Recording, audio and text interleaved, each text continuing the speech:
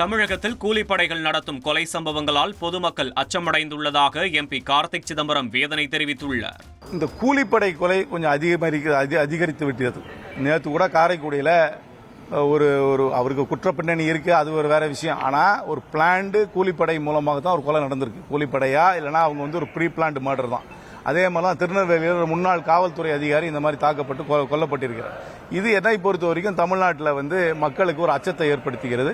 இந்த மாதிரி ரெண்டு வகையா பார்க்கணும். ஒன்று கிரைம் ஆஃப் பேஷன், ஏதாவது ரெண்டு பேர் பேசிட்டு இருக்கிறாங்க, ஒருத்தருக்கு சடனா வாக்குவாதம் வந்துருது, கையில் இருக்கிறத வச்சு அடிச்சு கொண்டுறாரு, அது கிரைம் ஆஃப் பேஷன், அதை தடுக்க முடியாது. ஆனா இதெல்லாம் இந்த கூலிப்படை மூலமாக நடப்பதெல்லாம் ப்ரீ பிளான்டு மர்டர், இந்த ப்ரீ பிளான்ட் கில்லிங். இதெல்லாம் கண்டிப்பாக அரசாங்கம் இன்டெலிஜென்ஸ் விங் மூலமாக யார் இந்த கூலிப்படை, யார் ஏவுகிறார்கள், எங்கெந்த இடத்துல இருந்து கூலிப்படை வராங்க, அதையெல்லாம் மோப்பம் பிடிக்கிறது தான் இன்டெலிஜென்ஸ் விங் இருக்கு. அதுக்கப்புறம் லா அண்ட் ஆர்டர் கடுமையான நடவடிக்கை எடுக்க வேண்டும். இந்த மாதிரி சம்பவங்கள் நடப்பதால் என்னை பொறுத்த வரைக்கும் தமிழ்நாட்டு மக்களுக்கு ஒரு அச்சம் நிலவில் தான் இருக்கிறார்கள் என்பதில் எனக்கு சந்தேகம் கிடையாது.